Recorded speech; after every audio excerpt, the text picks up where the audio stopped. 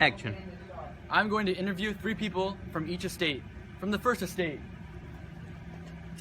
second estate, and the third estate.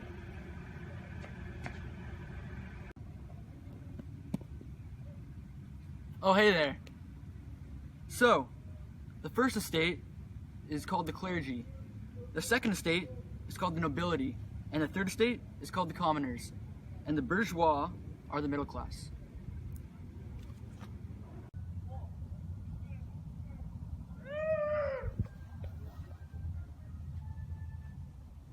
Oh! Cody, can I have a quick interview with you? Yeah, I don't have a lot of time, but a quick one. Alright, so, can you please tell me about the first estate? We're the first estate, known as the clergy.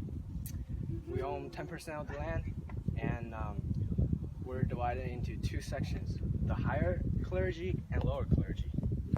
And we are exempted by tax. Oh, hey, Andrei, over here. Hey, can I ask you a few questions for a quick interview? Yeah, go ahead. Alright, so please tell me about the second estate. Well, the second estate is known as the nobility. They own 25 to 30% of the land. They held high offices in government and army, so they had a lot of power, but not as much as the clergy, I guess.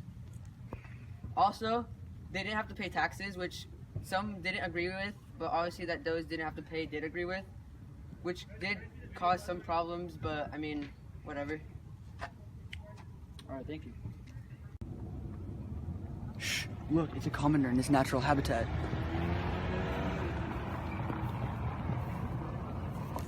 Hey, get up! Get up! I'm gonna ask you a few questions for an interview. Is that alright? Yeah. Okay. So, what is it like in the third estate? Well, we are 35 to 40% of the land. So yeah, we're a pretty big group, and we're mostly just peasants, really, and city workers. Yeah. There was also the bourgeois, which was the middle class. They own 20 to 25% of the land. For some odd reason, us being the poorest had to pay 98% of the tax.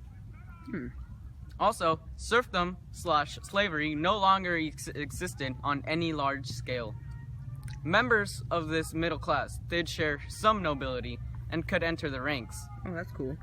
But they were drawn to the ideas of the Enlightenment period. Thanks. On June 20th, 1789, this is the date that the Tennis Court Oath was passed. Tennis Court Oath was a pledge signed by 576 members of the Third Estate, who were locked out of a meeting at the States General on this date. As a result, they all went and did the pledge on a tennis court.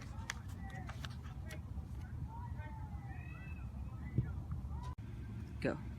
The storming of Bastille occurred in Paris on the morning of July 14, 1789. This is a prison that contained just 7 inmates at the time of its storming, but was a symbol of the abuse of the monarchy.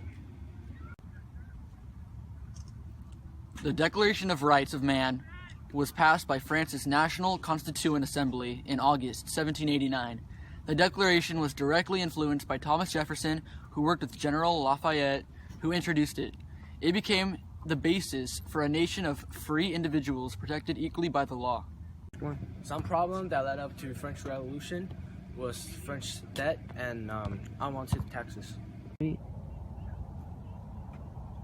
How about a woman's opinion about the revolution?